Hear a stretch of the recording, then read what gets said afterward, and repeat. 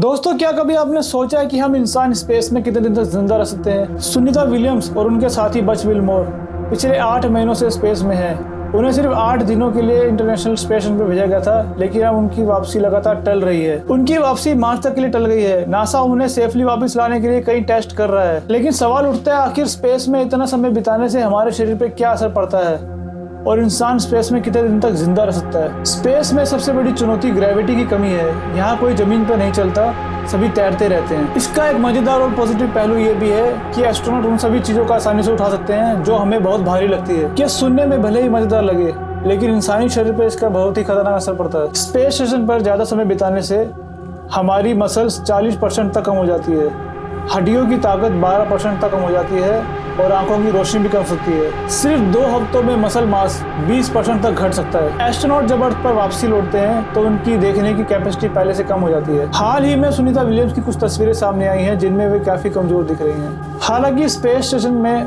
बहुत ही सुख सुविधाएं हैं, लेकिन स्पेस में रहना अपने आप में बहुत मुश्किल होता है। नासा के सबसे लंबे स्पेस मिशन की बात करें तो पिछले साल फ्रैंक रूबियो ने 371 दिन स्पेस में रहकर अमेरिकी रिकॉर्ड तोड़ा है। लेकिन सबसे ज्यादा समय स्पेस में बिताने का world record Russian astronaut Valeri Polyakov के नाम है। वे 1994-95 के बीच 437 दिनों तक रशिया के मीर स्पेस स्टेशन पर रहे। तो क्या इंसान हमेशा के लिए स्पेस में रह सकता है? वैज्ञानिकों का मानना है कि नई स्पेस कॉलोनी और नई तकनीकों की मदद से संभव है, लेकिन इसके लिए बहुत ही रिसर्च की जरूरत है।